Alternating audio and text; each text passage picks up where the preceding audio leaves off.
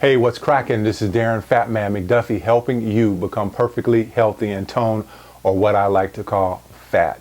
And this video is being brought to you by I'mThePhatMan.com. Today, I wanted to talk to you about sex, but more specifically, things that we use to enhance sex, things like personal lubricants and also sex novelties or sex toys or whatever terminology you like to use. So I have something here, just a little prop here, and I'm going to go down the ingredients and kind of educate you on what you need to look out for when you're using these types of products. So the first ingredient that I have here is glycerin. Glycerin is pretty harmless, and it's one of those things that they use in a lot of these different products. And again, it's generally regarded as safe, or what those people who are in the cosmetic and personal care industry say grass, or again, it's generally regarded as safe. The second thing is propylene glycol. So this is one of those things that you need to kind of watch out for. Propylene glycol is a cell membrane permeator. It's used in a lot of personal lubricants, and what it can do is it can accelerate things into your bloodstream. So for instance, let's just say, and not trying to scare you, just say that you are having unprotected sex with someone and that person has a sexually transmitted disease or a sexually transmitted infection. What it does is it can accelerate that bacteria or virus into your system, causing you to get that sexually transmitted disease or sexually transmitted infection. So it's one of those ingredients that you really want to watch out for and be aware of and kind of stay away from. The second thing is maltodextrin. So maltodextrin can be used in food products. It's also used in products that we're discussing here right now. And maltodextrin, the danger with that is most maltodextrin is a derivative of corn. And in most cases, when you're using products like these, they're making these products as cheaply as possible and getting the maximum return on them. So they are derived from what we call genetically modified organisms. So most corn today is a genetically modified organism. So what's the danger in that? If you're someone who's specifically trying to steer clear of genetically modified organism, you probably want to steer clear of this product. And if you don't know what GMOs are, you really need to.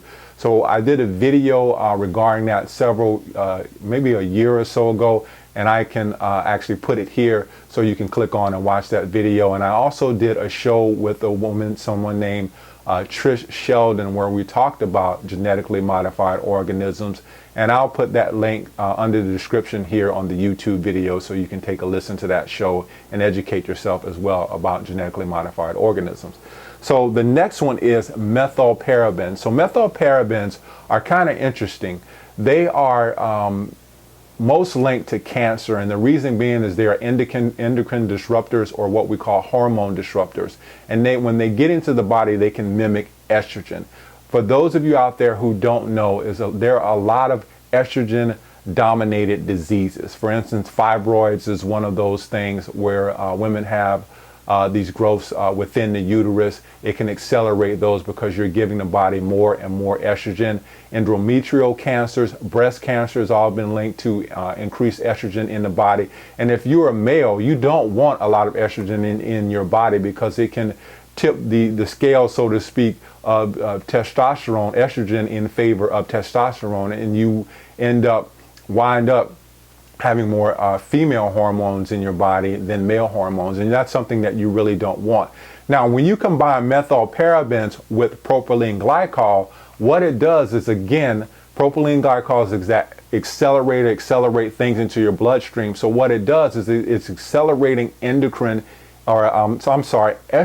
into the bloodstream. So that's something that you don't want. You really want to steer clear away from these types of things. And when you're using these types of things, a lot of times we're tasting them, we're putting on the very intimate private parts of our bodies.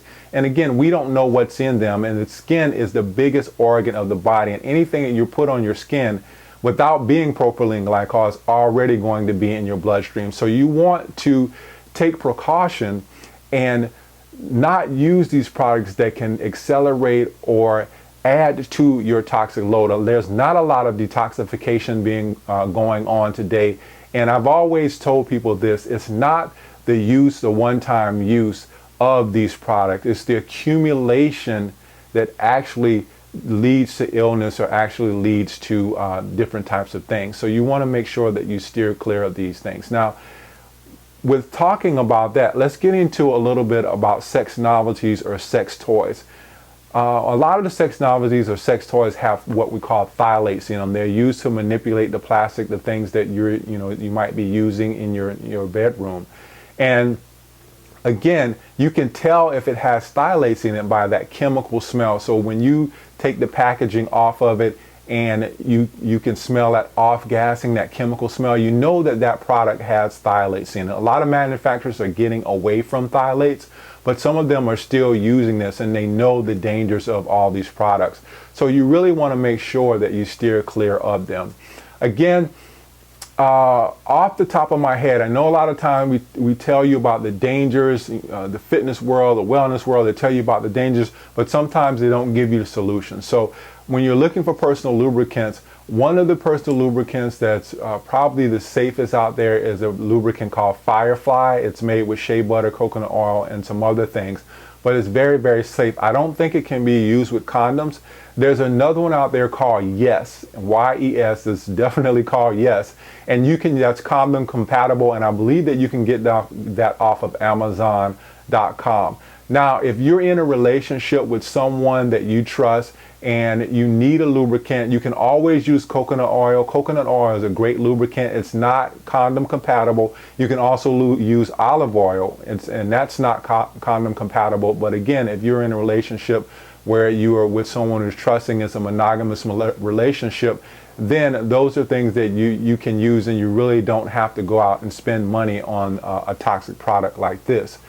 So I hope that you learned something from this video. It's been Darren "PhatMan" McDuffie. If you have a question, put it below the video. I do try to answer your questions. Sometimes when the video gets a little bit more popular, even the people who are watching the video can answer your questions as well. But for the time being, put your questions down below and I will answer them about any personal lubricants. If you had a problem hearing anything that I said, you can also reach out to me and I'll answer your question under the YouTube video. So thanks for your time. This has been Darren "PhatMan" McDuffie helping you become perfectly healthy and toned, and I will see you on the next video. Peace.